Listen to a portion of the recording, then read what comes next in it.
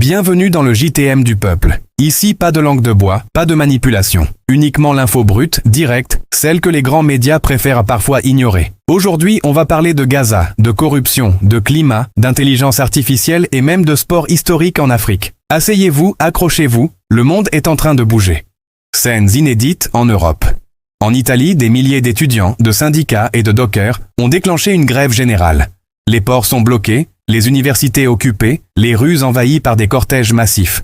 Leur message est clair, solidarité avec Gaza, pression sur le gouvernement italien et appel à un cessez-le-feu immédiat.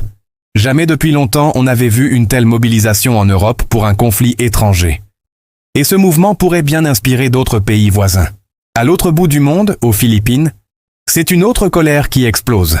Des milliers de manifestants dénoncent la corruption massive autour de projets d'infrastructures. Étudiants, ouvriers, associations, tout le monde est dans la rue. Le peuple accuse ses dirigeants de détourner des milliards pendant que la pauvreté augmente. Un scénario tristement familier qui résonne bien au-delà des frontières du pays.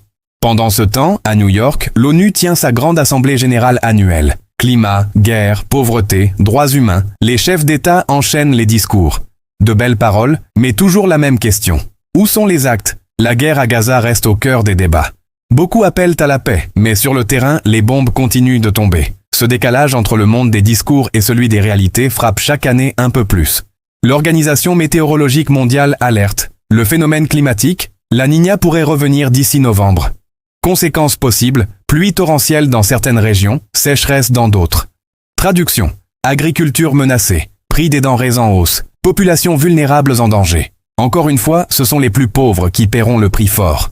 Autre sujet brûlant. L'intelligence artificielle. De plus en plus de pays investissent dans des systèmes de surveillance automatisés, reconnaissance faciale, contrôle des données, suivi de masse. Certains parlent de progrès.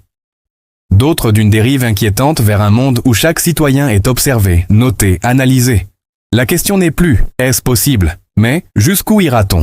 Et surtout, qui contrôle ces machines ?